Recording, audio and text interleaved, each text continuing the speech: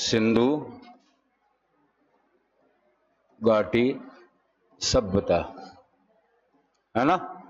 और इसमें हम पढ़ रहे थे महत्वपूर्ण सभ्यता स्थलों के बारे में। और एक सभ्यता स्थल हम पढ़ रहे थे जिसका नाम था धोलावीरा। धोलावीरा का शाब्दिक अर्थ क्या होता है? सफेद कुआं। कहां से मिला है धोलावीरा? गुजरात से। किन दो नदियों के बीच में? बताइए। हाँ, एक बार में याद करो, इन चीजों को रिवाइज करने का आपको टाइम नहीं मिलेगा, ठीक है। तो क्लास में हो सके, जितना हो सके उतना क्लास में याद करने की कोशिश करो। जनवरी में एग्जाम है ना आप लोगों की, जनवरी फरवरी में, ठीक है। पात्रता कब है ना? तो जिनकी जनवरी में पात्रता है वो तो फटाफट तैयार करें इन चीजों को, ठीक है। धोलावीरा में हमने कुछ लिखा थोड़ी था। क्या लिखा था? एक तो काय का साक्ष्य मिला? स्टेडियम के, विशाल स्टेडियम के साक्ष्य कहां से मिले? धोलावीरा से। नेक्स्ट लिखो, नेक्स्ट लिखो, सूचना पट्ट के साक्ष्य। पहला तो जिन्होंने ना लिखा वो लिखो स्टेडियम के साक्ष्य। दूसरा लिखें सूचना पट्ट के साक्ष्य। सूचना पट्ट के साक्ष्य कौन सी जगह पे? धोलावीरा में। नेक्स्ट लिखो धोलावीरा से, लिखो धोलावीरा से सैंधव लिपि का सबसे बड़ा अभिलेख मिला। सबसे बड़ा अभिलेख मिला जिसमें एक साथ 10 या 11 अक्षर थे। जिसमें एक साथ 10 या 11 अक्षर मिले। 10 या 11 अक्षर मिले, ठीक है। अब देखो ध्यान से सुनेंगे इस बात को। धोलावीरा में पत्थर से बना हुआ बांध मिला है। क्या मिला हुआ है? पत्थर से बना हुआ बांध। जैसे मानसर और मानहर, ये नदियां बह रही है, ये दोनों, ठीक है। इनके बीच में धोलावीरा। तो यहां के लोगों ने क्या किया? पेयजल व्यवस्था के लिए, क्योंकि आपको पता है ये सारी जो नदियां है ना कच्छ के रणों में बहती है। ये कच्छ के रणों में नमक है, मिट्टी में क्या है? नमक। तो पानी हो जाता है खारा। क्या हो जाता है? खारा। उसे डायरेक्ट पिएंगे तो कैसा लगेगा? खारा। पी नहीं सकते। तो इन्होंने क्या किया? इन नदियों में पत्थर का बांध बनाया। काहे का बनाया? पत्थर का बांध बनाया। अब पत्थर का बांध बना दिया तो क्या हुआ? पानी यहां स्टोर होगा, ठीक है। फिर बांध, जैसे ये दीवार खींच दी इन्होंने पत्थर की, फिर दीवार के बाहर इन्होंने कुएं खोदे। क्या खोदे? कुएं। तो क्या हुआ? जो पानी है ना वो जमीन में रिस के फिर आया कुओं में। तो उसमें जो नमक की मात्रा थी ना वो मिट्टी रोक लेती थी, तो पानी कैसा आया? मीठा। भाई आप सभी के घरों में अपने आरओ हैं जो पानी को क्या करते हैं? फिल्टर। कभी आपने आरओ देखा है? अंदर क्या क्या चीज होती है देखिए कभी। तो उसमें ऐसे है ना सिलेंडर नुमा संरचना होती है, 3-4 होती है ना, अंदर सफेद सफेद से सिलेंडर नुमा संरचना होती है। इनमें क्या है? किसी में तो कोयला भरा हुआ है, किसी में तो क्या भरा हुआ है? कोयला। किसी में स्पंज भरा हुआ है। तो जो हमारा टंकी से जो पानी आता है, स्टोर में जो पानी आता है, पहले स्पंज के बॉक्स के अंदर होकर निकलता है। तो बड़ी जो गंदगी होती है ना वो रोक लेता है, उसे हम कहते हैं फिल्टर। फिर फिल्टर हुआ पानी जाता है कोयले के अंदर, कार्बन के अंदर होकर निकाला जाता है उसको। तो उसके अंदर जो और अशुद्धियां होती है ना उसका अवशोषण कर लेता है कौन? कार्बन। इस तरह ही तो छनकर आता है हमारे पास पानी, अलग अलग बॉक्सों में से गुजरता हुआ पानी बिल्कुल फिल्टर होकर हमारे पास उपलब्ध हो जाता है। तो इन्होंने भी ऐसे ही फिल्टर किया पानी को, डायरेक्ट यूज नहीं किया कि बांध से खारा पानी डायरेक्ट यूज कर लिया। इसीलिए तो इसको कहा जाता है धोलावीरा। यहां सफेद संगमरमर से निर्मित क्या मिले थे? कुएं मिले, जिनकी संख्या है 16। कितनी है? 16। तो यहां संख्या पर आपको विशेष ध्यान नहीं रखना, ध्यान रखना पत्थर का बांध और एक उचित जल प्रणाली हमें मिलती है कहां से? इसलिए धोलावीरा को सिंधु सभ्यता की जलाशयों की नगरी कहते हैं। क्या कहते हैं? जलाशय की नगरी। तो व्यापारिक नगरी हो गई लोथल, औद्योगिक नगरी हो गई सनूदड़ो, और जलाशयों की नगरी हो गई धोलावीरा। लिखो, धोलावीरा से पत्थर से निर्मित बांध के साक्ष्य मिले। धोलावीरा से पत्थर से निर्मित बांध के साक्ष्य मिले। पत्थर से निर्मित बांध के साक्ष्य मिले। अतः धोलावीरा को जलाशयों की नगरी,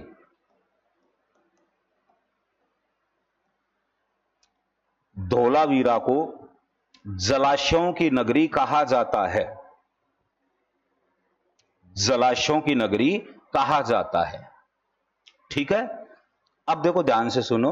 अब हम एक एक दो तीन ऐसे सभ्यता स्थल है जिनके बारे में एक एक दो दो लाइन है। तो आप लिखो अन्य सभ्यता स्थल। लिखिए अन्य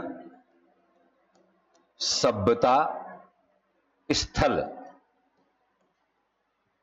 अन्य सभ्यता स्थल, अन्य सभ्यता स्थल। इसमें पहला पॉइंट लिखो आप, लिखो हरियाणा के कुनाल से। हरियाणा के कुनाल से चांदी के मुकुट मिले। हरियाणा के कुनाल से चांदी के मुकुट मिले। चांदी के मुकुट मिले। नेक्स्ट लिखो, गुजरात के रोजदी।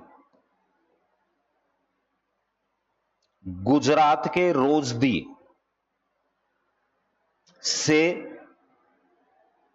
रागी के साक्ष्य मिले। रागी एक मोटा अनाज होता है बाजरे की तरह। रोजदी से, गुजरात के रोजदी से क्या मिले? रागी के साक्ष्य मिले। नेक्स्ट लिखो, पाकिस्तान का कोट दजी।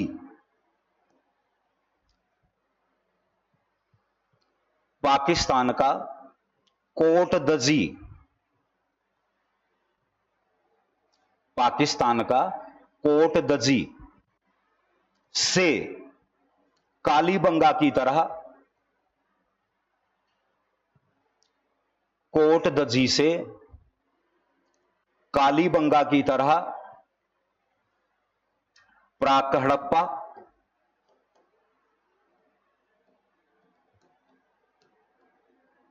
व हड़प्पा कालीन,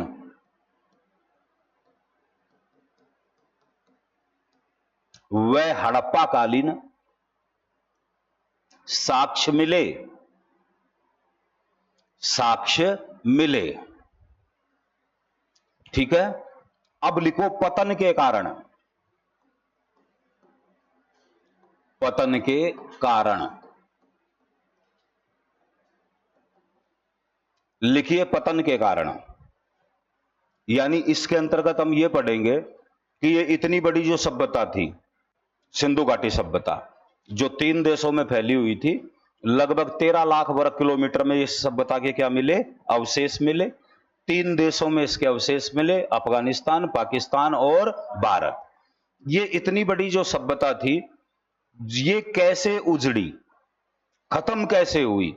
अब इसका कोई ऑथेंटिक पैमाना तो है नहीं, तो इसके अंतर्गत क्या करना है आपको? कोटेशन याद करनी है विद्वानों की। अलग अलग विद्वानों ने अपने अलग अलग मत दिए हैं किस सभ्यता के पतन के? सिंधु घाटी सभ्यता के पतन के। ठीक है, तो सबसे पहले आप लिखो garden child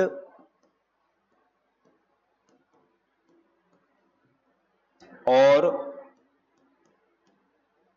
John Marshall, garden child और जॉन मार्शल। लिखे नदियों में बाढ़ आना, नदियों में बाढ़ आना, नदियों में बाढ़ आना। देखो ध्यान से सुनेंगे। आप सभी को पता है सिंधु घाटी सभ्यता के जितने भी सभ्यता स्थल थे वो किसी ना किसी नदी से संबंधित थे। ठीक है, ये सारी नदियां लगभग हिमालय पर्वत से निकलती हैं। सिंधु है, रावी है, सरस्वती है, ये सब कहां से निकलती है? हिमालय से। हिमालय में बर्फ के बड़े बड़े ग्लेशियर हैं, वो धीरे धीरे पिघलते हैं और उन ग्लेशियरों के पिघलने से नदियों में क्या आता है? पानी आता है। गार्डन चाइल्ड और जॉन मार्शल का मत यह है कि धीरे धीरे पृथ्वी पर गर्मी बढ़ी, यानी ग्लोबल वार्मिंग हुई। इसकी वजह से क्या हुआ? ग्लेशियर तेजी से पिघलने लगे। जब ग्लेशियर तेजी से पिघलने लगे तो नदियों में क्या आ गई? बाढ़ आ गई। और ये बाढ़ प्रमुख कारण बनी सिंधु घाटी सभ्यता के पतन का। ये मानना है किस किस का? गार्डन चाइल्ड और जॉन मार्शल का। ठीक है, दूसरा लिखे John Marshall, single John Marshall लिख रहा हूं मैं यहां पे, ध्यान रखना। जॉन मार्शल, जॉन मार्शल ने सिंधु घाटी सभ्यता के पतन के दो कारण बताए हैं। ठीक है, अगर गार्डन चाइल्ड के साथ जोड़ा जाए तो उत्तर क्या होगा? बाढ़, नदियों में बाढ़ आना। किसके साथ जोड़ा जाए तो? जॉन मार्शल के साथ।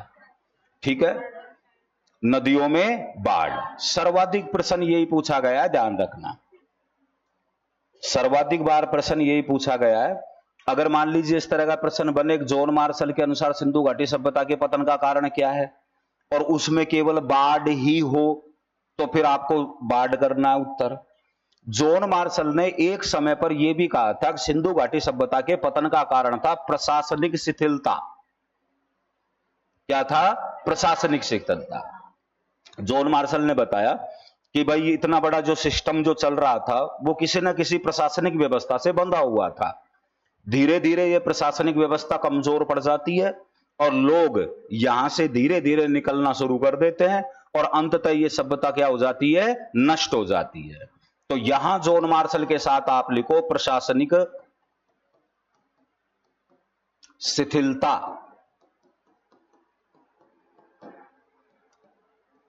प्रशासनिक शिथिलता, प्रशासनिक शिथिलता, प्रशासनिक शिथिलता। नेक्स्ट लिखो माधो स्वरूप वत्स। लिखो नदियों का, नदियों का मार्ग बदलना, नदियों का मार्ग बदलना। माधो स्वरूप वस्त सिंधु घाटी सभ्यता के पतन का कारण मानता है नदियों का मार्ग बदलना। भाई ये सारे जो सभ्यता स्थल थे वो नदियों के तट पर थे। धीरे धीरे भूतात्विक परिवर्तन के कारण, क्योंकि भूकंप के साक्ष्य मिले कहां से? कालीबंगा से। भूकंप आया होगा, भूकंप के कारण क्या हुआ? नदियों के मार्ग में क्या हुआ? परिवर्तन हुआ। जब नदियां 2-2, 3-3 किलोमीटर दूर खिसक गई इन सभ्यताओं से, तो धीरे धीरे इस सभ्यता के लोग अपने स्थान को छोड़कर अनंत जगह पर जाकर बस जाते हैं। तो माधो स्वरूप वत्स कहता है नदियों का मार्ग बदलना, जॉन मार्शल कहता है बाढ़ और प्रशासनिक शिथिलता, और गार्डन चाइल्ड क्या कहता है? बाढ़। गार्डन चाइल्ड क्या कहता है? बाढ़। दोस्तों नेक्स्ट नंबर 4 लिखो अमलानंद घोष। अमलानंद घोष व ओरेल स्टाइन। लिखो जलवायु परिवर्तन। अमलानंद घोष कहता है जलवायु परिवर्तन। इसका सपोर्ट करता है ओरेल स्टाइन, जिसने सूतकांगेन डोर का उत्खनन किया था। दास्क नदी के किनारे जो सूतकांगेन डोर मिला उसका उत्खनन किसने किया था? ओरेल स्टाइन ने किया था 1927 में। मैंने आपको लिखाया था। वो ओरेल स्टाइन और अमलानंद घोष सिंधु घाटी सभ्यता के पतन का कारण क्या मानते हैं? जलवायु परिवर्तन। नेक्स्ट लिखो, बीके थापर,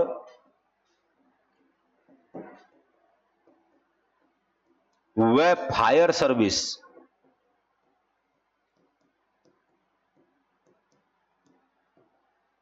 बीके थापर वे फायर सर्विस, फायर सर्विस लिखो, परिस्थितिकी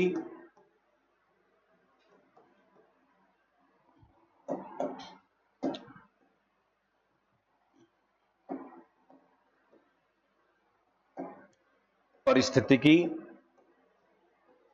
असंतुलन, परिस्थितिकी असंतुलन, ठीक है।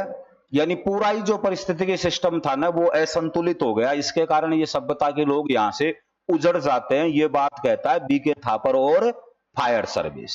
मैं आपको वापस टैली करवाता हूं। गार्डन चाइल्ड और मार्शल कहता है बाढ़। जॉन मार्शल एक समय पर प्रशासनिक शिथिलता को भी कारण मानता है कौन सी सभ्यता के उत्खनन का? Very good. नदियों का मार्ग बदल जाना मानता है माधव स्वरूप वत्स।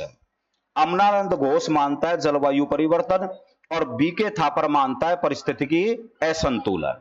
ठीक है, नेक्स्ट लिखो, अगला लिखो कनेडी, लिखो महामारी, कनेडी लिखो महामारी।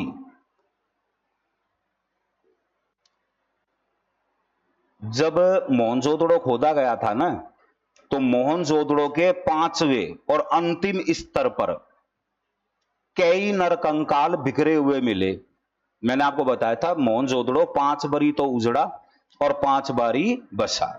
ठीक है, जो अंतिम परत आई ना मोहनजोदड़ो की उसमें, हाँ 7, सॉरी 7 है ना, 5 में तो कालीबंगा हुआ था। 5 में कौन हुआ था? कालीबंगा। तो 7वीं जो अंतिम परत है ना मोहनजोदड़ो की उसमें कई नरकंकाल बिखरे हुए मिले। तो ये जो कनेडी था ना ये एक डॉक्टर था, इसने उन नरकंकालों का परीक्षण किया तो उसमें मलेरिया रोग के कीटाणु मिले उन नरकंकालों में। कौन से रोग का? मलेरिया का। इस आधार पर कनेडी कहता है कि सिंधु घाटी सभ्यता का जो पतन हुआ था ना वो किसके कारण हुआ था? महामारी के कारण हुआ था। नेक्स्ट लिखे धर्मपाल व रफीक मुगल,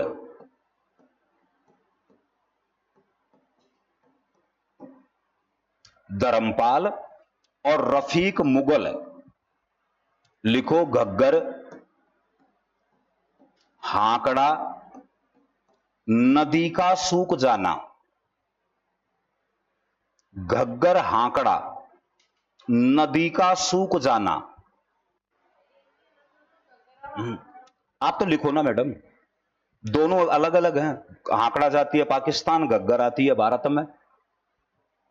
ये कह सकते हो एक ही नदी के 2 पार्ट है, लेकिन नदी तो अलग अलग ही है ना, तभी तो अपन लिख रहे हैं घग्गर हाकड़ा। आप लिखो घग्गर हाकड़ा, नदी का सूख जाना।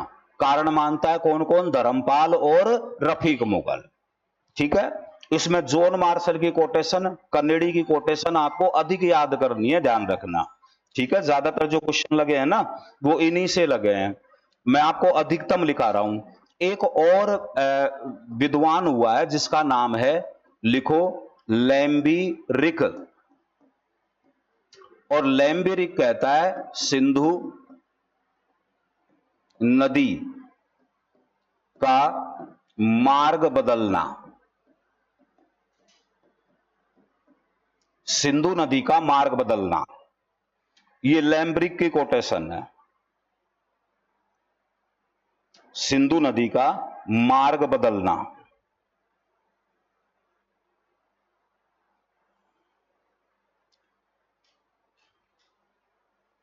सिंधु नदी का मार्ग बदलना। कौन कहता है ये बात?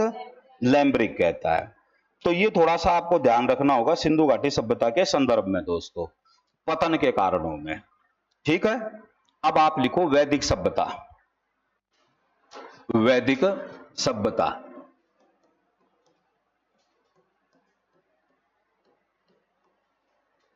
लिखिए वैदिक सभ्यता। वैदिक सभ्यता सिंधु घाटी सभ्यता के पतन के बाद हमारे भारत में एक और सभ्यता पैदा हुई थी जिसका नाम था वैदिक सभ्यता। ठीक है, वैदिक सभ्यता और सिंधु घाटी सभ्यता के अंतर, इनमें क्या क्या अंतर है, ये प्रश्न कई बार बनता है। तो वैदिक सभ्यता को आप ढंग से सुनेंगे और फिर इसे कंपेयर करेंगे किसके साथ में? सिंधु घाटी सभ्यता में। सिंधु घाटी सभ्यता एक नगरीय सभ्यता थी, इसके विपरीत वैदिक सभ्यता एक ग्रामीण सभ्यता थी। कैसी सभ्यता थी? ग्रामीण सभ्यता।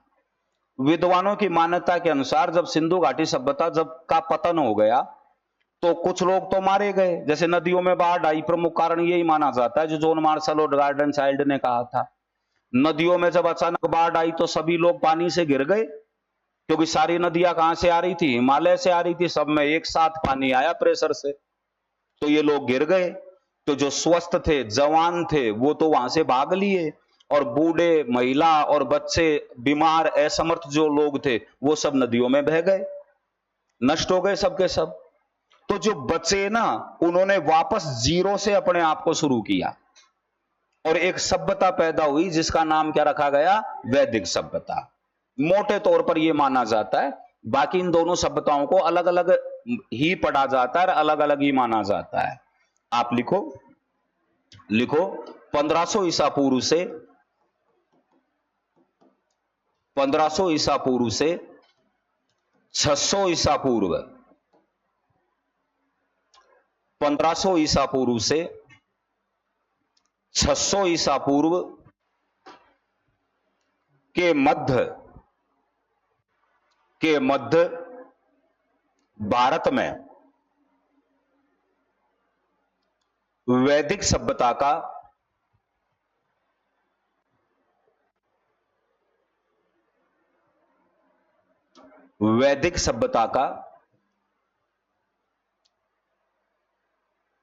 प्रमाण मिलता है। प्रमाण मिलता है, यानी सिंधु घाटी सभ्यता जो है ना, उसके तो कालक्रम में हमने पढ़ा, अलग अलग कालक्रम आपको याद रखना है। जॉन मार्शल का कालक्रम, एनसीईआरटी का कालक्रम, आपके रेडियो कार्बन पद्धति का कार्यक्रम, व्हीलर ने क्या कहा, फायर सर्विस ने क्या कहा, ठीक है ना, ये सब आपको याद रखना है। मैंने आपको कई कोटेशन लिखाई थी कालक्रम को लेकर। कौन सी कालक्रम को लेकर? सिंधु घाटी सभ्यता के कालक्रम को लेकर। ऐसा माना जाता है कि सिंधु घाटी सभ्यता के पतन के बाद लगभग 200 साल के बाद भारत में एक सभ्यता और पैदा हुई जिसका नाम क्या था? वैदिक सभ्यता। तो वैदिक सभ्यता का अगर आपसे समय पूछा जाए तो उत्तर क्या दोगे? 1500 ईसा पूर्व से 600 ईसा पूर्व। ठीक है, नेक्स्ट लिखो, यह अगला लिखो, वैदिक सभ्यता एक ग्रामीण सभ्यता थी।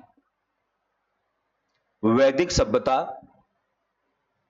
एक ग्रामीण सभ्यता थी। एक ग्रामीण सभ्यता थी। ग्रामीण सभ्यता थी।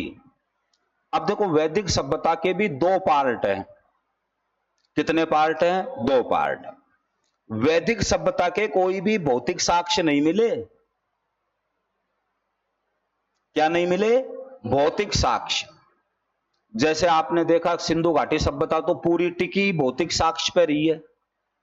कुछ मिला जिससे हमने अंदाजा लगाया कि ये लोग इस तरह का खाते थे, इस तरह का पहनते थे, ये इनके व्यवसाय थे, ये व्यापार करते थे कि नहीं करते थे। इस सब बात पर हम किस पर डिपेंड होते हैं? भौतिक साक्ष्यों पर। इसके विपरीत अगर हम बात करें ना, तो दो अंतर हो गए, ध्यान रखना। एक तो सिंधु घाटी सभ्यता एक नगरीय सभ्यता है और वैदिक सभ्यता एक ग्रामीण सभ्यता है। दूसरी बात आपको समझा रहा हूं, उसे समझना। सिंधु घाटी सभ्यता टिकी हुई है केवल भौतिक साक्ष्यों पर, क्योंकि लिखित प्रमाण तो कुछ मिला ही नहीं, और मिले हैं उनको हम पढ़ नहीं पाए। जो कुछ लिखा हुआ मिला है, सैंधव लिपि के जो साक्ष्य मिले हैं उनको हम पढ़ नहीं पाए। इसके विपरीत अगर हम बात करें तो वैदिक सभ्यता केवल लिखित साक्ष्यों के आधार पर है, इसका कोई भौतिक साक्ष्य नहीं मिला। भाई यहां पर इनके गांव थे, यहां मिट्टी के बर्तन मिले, या ये मिला या वो मिला, कुछ नहीं मिला। कौन सी सभ्यता का? वैदिक सभ्यता का। तो वैदिक सभ्यता के जानकारी के स्रोत क्या हैं? तो वैदिक साहित्य। क्या है? वैदिक साहित्य, यानी ग्रंथ मिले और उन ग्रंथों के आधार पर हमने वैदिक सभ्यता को समझा और पढ़ा है। वैदिक साहित्य कौन से हैं? वेद, पुराण, उपनिषद, आरण्यक ग्रंथ, ब्राह्मण ग्रंथ, इन सबको सामूहिक रूप से हम क्या कहते हैं? वैदिक साहित्य। क्या कहते हैं? वैदिक साहित्य। वैदिक सभ्यता को हम दो भागों में बांटते हैं। एक ऋग्वेद कालीन। कैसी? ऋग्वेद कालीन सभ्यता। दूसरी सभ्यता को हम कहते हैं उत्तर वैदिक कालीन सभ्यता। कौन सी? उत्तर वैदिक कालीन सभ्यता। जिस समय की जानकारी केवल हमें ऋग्वेद से मिलती है। आपको पता है वेद चार हैं, ऋग्वेद, सामवेद, यजुर्वेद और अथर्ववेद। ठीक है, कौन कौन से बताओ? तो जैसे हमने सिंधु घाटी सभ्यता में ये सीखा ना, कहां से क्या मिला, वहां से ये मिला, वहां से ये मिला, इस तरह हमको इस सभ्यता में पढ़ने हैं वैदिक साहित्यों को। है भाई? हाँ, सभ्यता कह दो, संस्कृति कह दो भाई, सभ्यता कह दो या संस्कृति कह दो। वैसे उचित शब्द है क्या? सभ्यता। इसे हम वैदिक संस्कृति भी कह सकते हैं। सिंधु घाटी सभ्यता को हम सिंधु घाटी संस्कृति भी कह सकते हैं। दो पार्ट हैं वैदिक सभ्यता के। पहला कौन सा? ऋग्वेद कालीन, और दूसरा उत्तर वैदिक कालीन।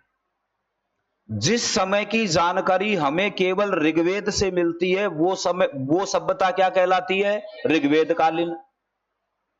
ऋग्वेद के अलावा तीनों तो वेद, सारे ब्राह्मण ग्रंथ, सारे आरण्यक ग्रंथ और सारे उपनिषद, इन सबसे जो जानकारी मिलती है ना, उस काल की सभ्यता को हम क्या कहते हैं?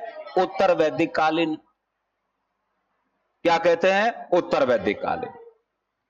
ऐसा माना जाता है कि 1500 ईसा पूर्व से 1000 ईसा पूर्व के मध्य ऋग्वेद की रचना हुई। किसकी रचना हुई? ऋग्वेद की। तो इस पीरियड की जो जानकारी हमें मिलती है वो किससे मिलती है? ऋग्वेद से। अतः ऋग्वेद कालीन सभ्यता का कालक्रम क्या होगा? 1500 ईसा पूर्व से 1000 ईसा पूर्व। ऋग्वेद के बाद रचे गए अन्य 3 वेद और वैदिक साहित्य।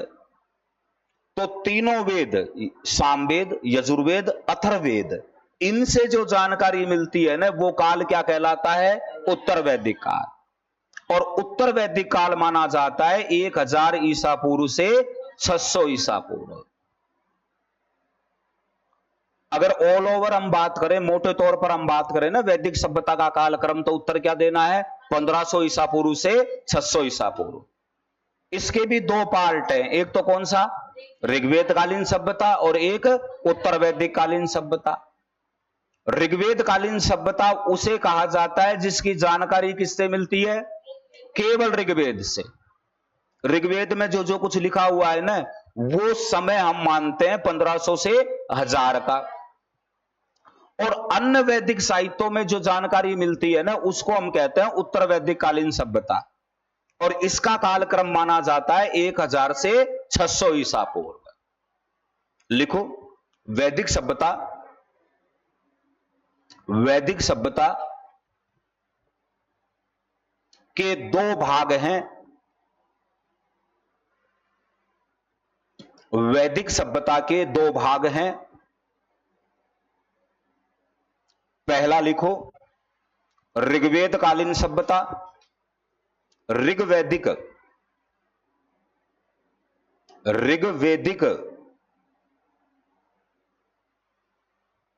कालीन सभ्यता,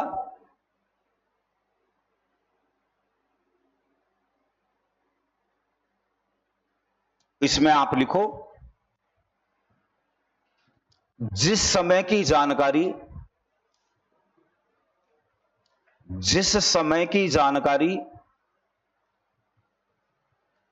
हमें ऋग्वेद से मिलती है,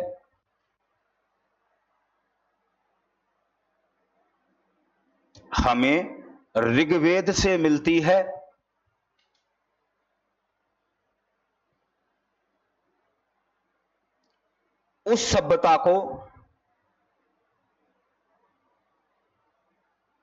ऋग्वेद कालीन सभ्यता कहा जाता है।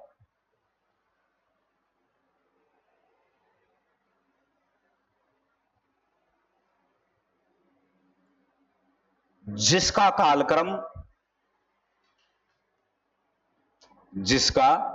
कालक्रम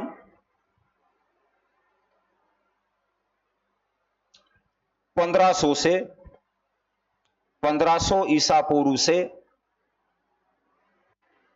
1000 ईसा पूर्व,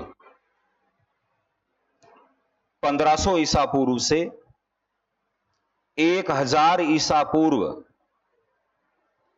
के मध्य माना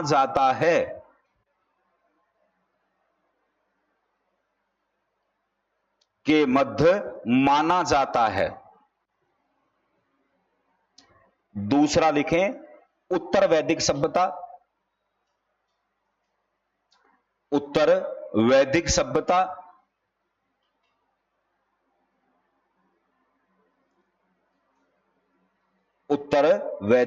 सभ्यता। पहले कालक्रम लिखो कोष्टक में 1000 ईसा पूर्व से 600 ईसा पूर्व।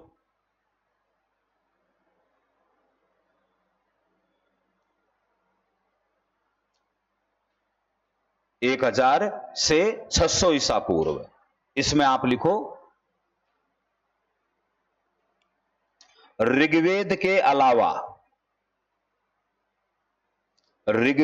अलावा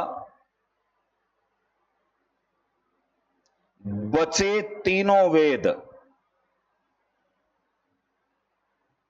कौन कौन से हैं कोष्टक में लिख सकते हैं आप।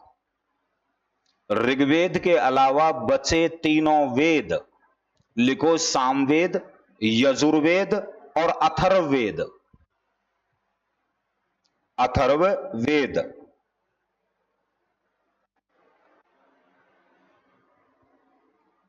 अथर्ववेद लिखो और आरण्यक,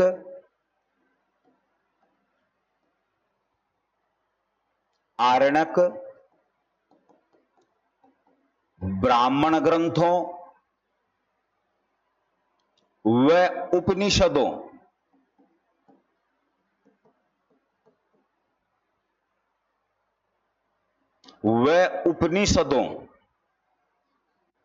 से प्राप्त जानकारी को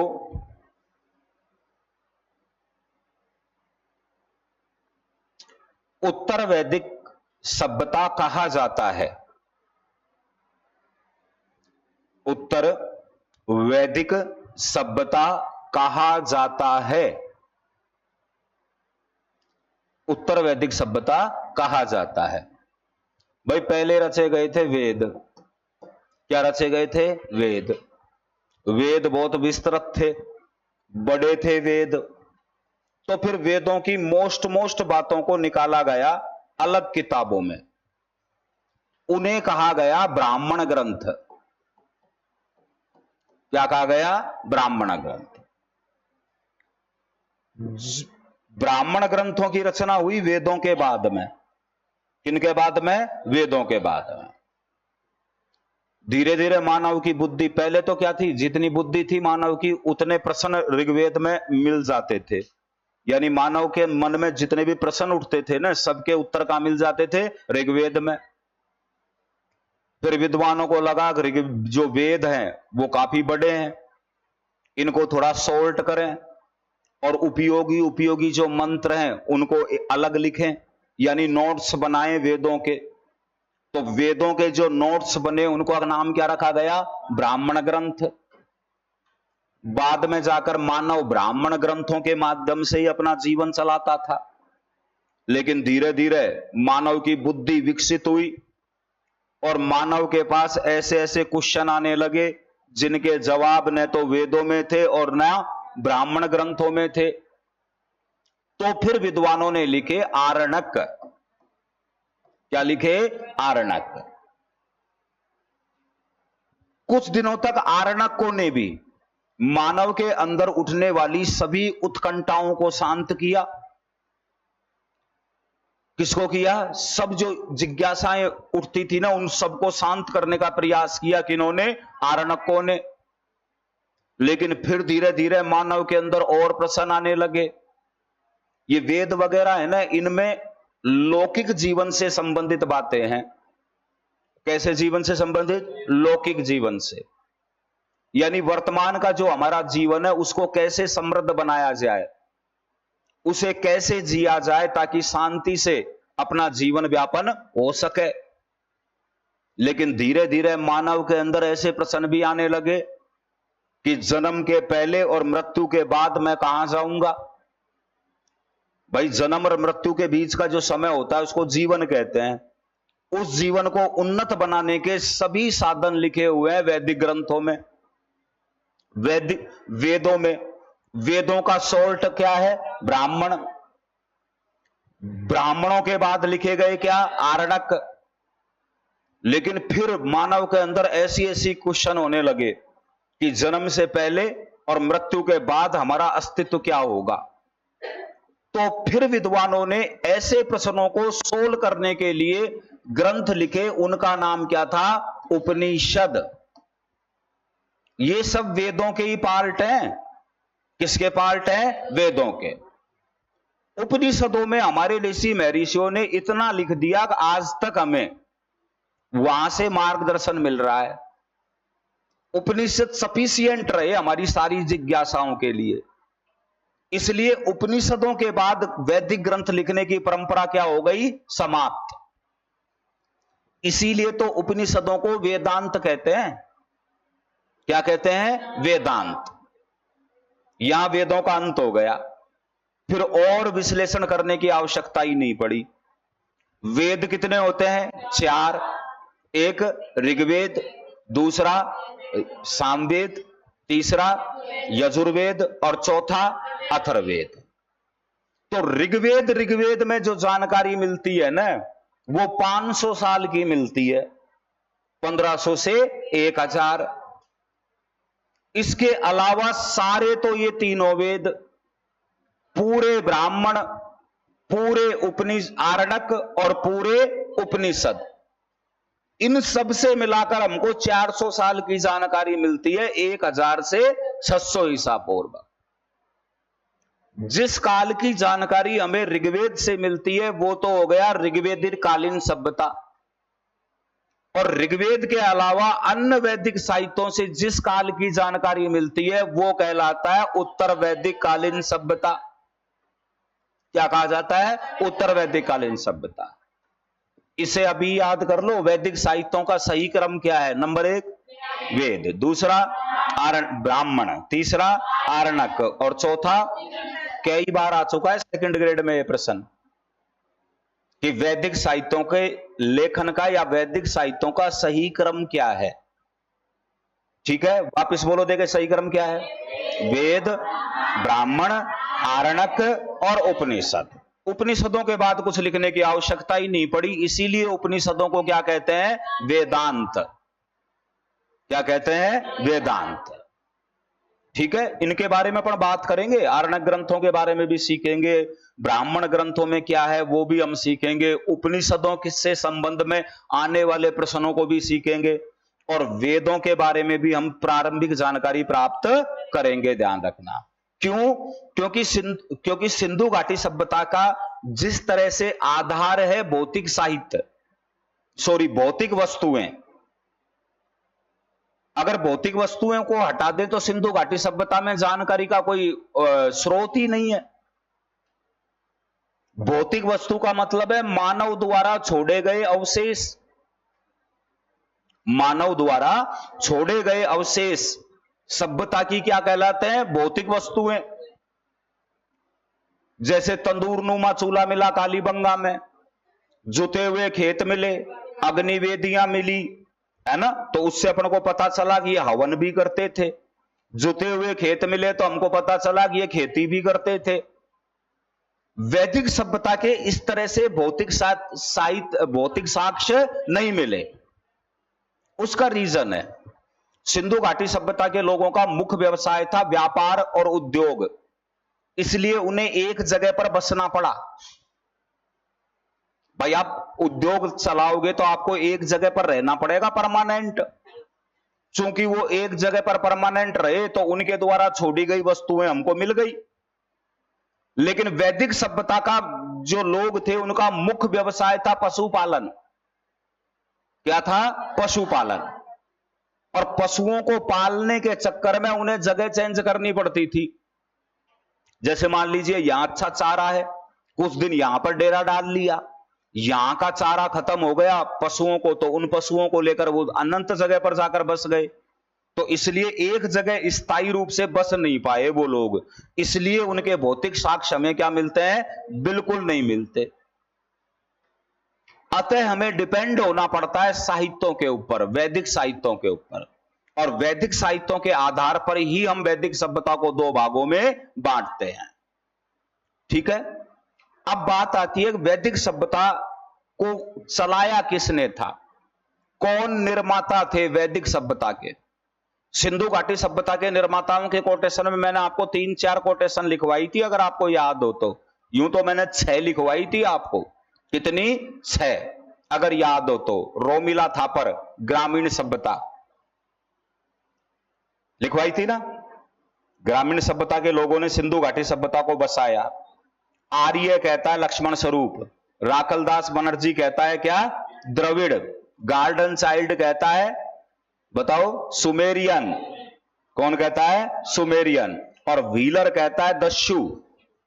निर्माता थे कौन सी सभ्यता के? सिंधु घाटी सभ्यता के। इसी तरह हमें सीखना है कि वैदिक सभ्यता के निर्माता कौन थे। तो मित्रों, सर्वसम्मति से यह माना जाता है कि वैदिक सभ्यता के जो निर्माता थे ना, वो आर्य थे। कौन थे? आर्य। लिखो, वैदिक सभ्यता के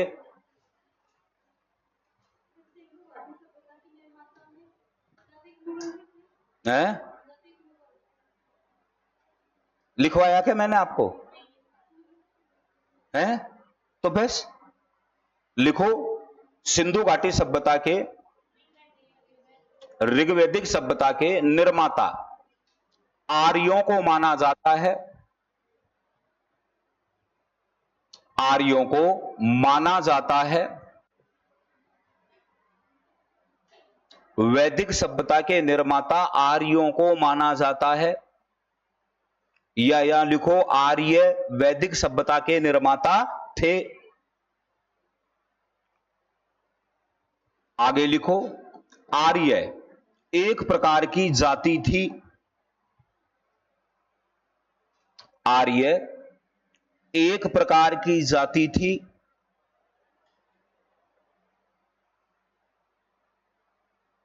आर्य एक प्रकार की क्या थी? जाति। जाति माना जाता है आर्यों को मोटे तौर पर। आगे लिखो, आर्य शब्द का अर्थ श्रेष्ठ होता है। आर्य शब्द का अर्थ होता है श्रेष्ठ।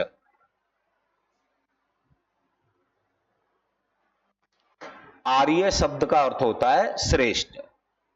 वैदिक सभ्यता के निर्माता कौन थे? आर्य। आर्य क्या है? एक जाति।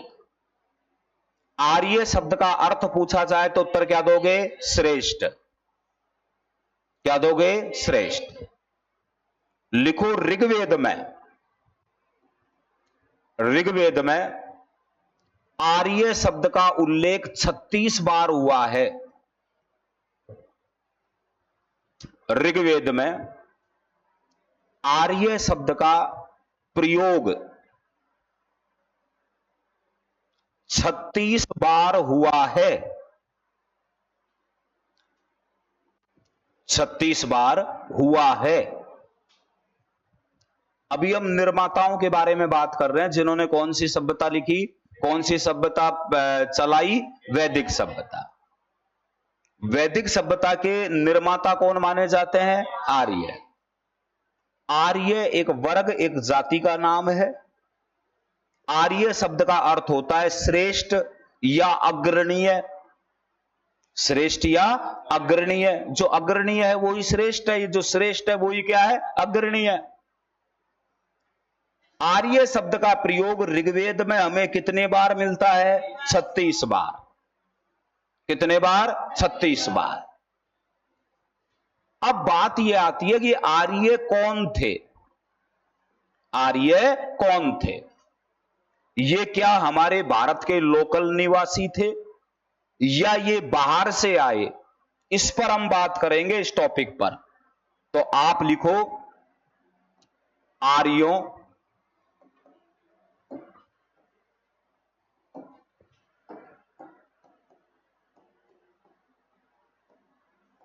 का निवास, मूल निवास स्थान, आर्यों का मूल निवास स्थान। ठीक है? यानी ये आर्य भारत के थे या बाहर से आए थे, इस पर हम चर्चा करेंगे इस टॉपिक के अंतर्गत। आर्यों के बारे में हमें पढ़ने की आवश्यकता क्यों पड़ रही है? क्योंकि आर्य वैदिक सभ्यता के क्या हैं? निर्माता। इसलिए इनके बारे में हमें सीखना है। आर्यों के बारे में, ये आर्य कहां के थे, इसके बारे में दो मत प्रचलित है। कितने मत? दो। एक तो है देसी मत और एक है विदेशी मत। कुछ विद्वानों ने तो आर्यों को लोकल भारत का माना है कि ये भारत के ही मूल निवासी थे, और कुछ विद्वानों ने इन्हें माना है विदेशी, कि ये बाहर के थे और समय आने पर इन्होंने भारत की तरफ क्या किया? भारत की तरफ आए। ये व्हीलर यही तो कहता है। व्हीलर कहता है ना, सिंधु घाटी सभ्यता के निर्माता दस्यु थे। भारत की जो लोकल, व्हीलर के अनुसार भारत के जो लोकल निवासी थे ना, उनको दस्यु कहा गया, और वो सिंधु घाटी सभ्यता इनमें रहते थे। धीरे धीरे आर्य आए भारत की तरफ, और आर्यों ने क्या किया? इन सब नगरों पर आक्रमण किया और इन सिंधु घाटी सभ्यता के लोगों को मारा काटा। तभी तो आर्यों के पतन का कारण व्हीलर मानता है, सिंधु घाटी सभ्यता के पतन का कारण व्हीलर मानता है आर्यों का आक्रमण। वो पतन का कारण निकालो, देखो अपन व्हीलर लिखना भूल गए थे। सिंधु घाटी सभ्यता के पतन के कारण में एक कारण और लिखो, व्हीलर। एक मत और लिखो, व्हीलर, और व्हीलर के साथ लिखो आर्यों का आक्रमण। सिंधु घाटी सभ्यता में, सिंधु घाटी सभ्यता के पतन में एक कारण और लिखो, व्हीलर का मत लिखो, आर्यों का आक्रमण। आर्यों का आक्रमण। आर्यों का जो राजा था ना, उसका नाम था इंद्र। क्या नाम था? इंद्र। इंद्र आर्यों के लिए नए नए नगरों को जीतता था, इसीलिए इंद्र को पुरंदर कहा गया। क्या कहा गया? पुरंदर। तो व्हीलर कहता है कि जो आर्य लोग आए थे ना बाहर से, उन्होंने उजाड़ी कौन सी सभ्यता को? सिंधु सभ्यता को नष्ट भ्रष्ट कर दिया इन लोगों ने, और फिर आर्यों ने भारत में एक नई सभ्यता चलाई, जिसका नाम क्या रखा गया? वैदिक सभ्यता। तो आर्य कौन थे या आर्यों का मूल निवास क्या था, इस पर दो मत है। एक तो देसी मत और एक विदेशी मत। इसमें आप लिखो आर्यों के मूल स्थान को लेकर, आर्यों के मूल स्थान को लेकर, आर्यों के मूल स्थान को लेकर विद्वानों में मतभेद है। विद्वानों में मतभेद है। विद्वानों में मतभेद है। लिखें, कुछ विद्वान आर्यों को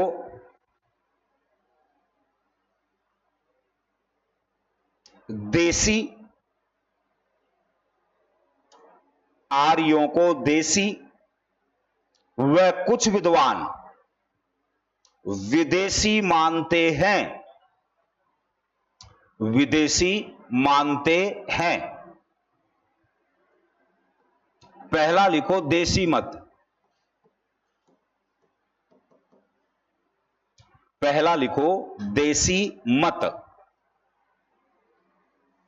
किनकी उत्पत्ति का? आर्यों की उत्पत्ति का कौन सा मत? देसी मत। इस देसी मत में पहला लिखो आप डॉक्टर संपूर्णा नंद व अविनाश दास।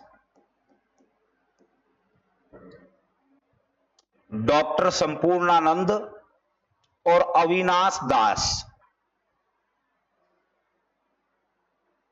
ठीक है, यानी आर्यों का मूल स्थान क्या है, इस पर कितने मत हैं? दो। एक मत देसी मत और दूसरा विदेशी मत। सबसे पहले हम कौन सा मत पढ़ रहे हैं? देसी मत। और देसी मत जो हम पढ़ रहे हैं उसमें सबसे पहला मत हम किन किन का पढ़ रहे हैं? संपूर्णानंद और अविनाश दास का। ये दोनों विद्वान कहते हैं कि आर्यों का जो मूल स्थान है ना, वो है सप्त सैंधव प्रदेश। नाम बोलो, कौन सा प्रदेश? सप्त सैंधव प्रदेश। डॉक्टर संपूर्णानंद और अविनाश दास के अनुसार आर्यों का उत्पत्ति स्थल या आर्यों का मूल स्थल क्या है? सप्त सैंधव प्रदेश। तो लिखो उसमें सप्त सैंधव प्रदेश। सप्त सैंधव प्रदेश। सप्त सैंधव प्रदेश। देखिए, हम वैदिक सभ्यता पढ़ रहे हैं। वैदिक सभ्यता एक ग्रामीण सभ्यता थी। वैदिक सभ्यता के लोगों का प्रमुख व्यवसाय था पशुपालन। वो हम इनकी आर्थिक विशेषता में पढ़ेंगे, अभी मोटे तौर पर हम बात कर रहे हैं। ठीक है, वैदिक सभ्यता को दो भागों में बांटा जाता है, ऋग्वैदिक कालीन और उत्तर वैदिक कालीन। जिस काल की जानकारी हमें ऋग्वेद से मिलती है वो तो हो गई ऋग्वेद कालीन, और ऋग्वेद के अलावा तीनों वेद, समस्त ब्राह्मण, समस्त आरण्यक और समस्त उपनिषदों से जो जानकारी मिलती है उसको हम क्या कहते हैं? उत्तर वैदिक सभ्यता। आर्यों को वैदिक सभ्यता का निर्माता माना जाता है। ये आर्य कौन थे, इसके ऊपर दो मत हैं, एक देसी मत और एक विदेशी मत। देसी मत में पहला हमने किसका कोटेशन पढ़ी है? संपूर्णानंद और अविनाश दास। इन दोनों के अनुसार आर्यों का मूल स्थान क्या था? क्या था? सप्त सैंधव प्रदेश। ज्यादातर जो वैदिक सभ्यता से क्वेश्चन आए हैं ना, वो यहीं से ही आए हैं अब तक जितने भी बार पूछे गए। अतः इनको तरीके से याद करना है और इन्हें समझना है। सप्त सैंधव, सप्त का मतलब होता है सात, सैंधव यानी नदी क्षेत्र। सात नदियों के क्षेत्र को कहा गया है सप्त सैंधव प्रदेश। वो सात नदियां कौन कौन सी है वो आपको याद करनी है। सप्त सैंधव प्रदेश में बहने वाली कितनी नदियां? सात। इन सात नदियों का जो कैचमेंट एरिया था ना, ये आर्यों का मूल स्थान था। ये मानना है किसका? अविनाश दास का और संपूर्णानंद का। लिखो, ऋग्वेद में वर्णित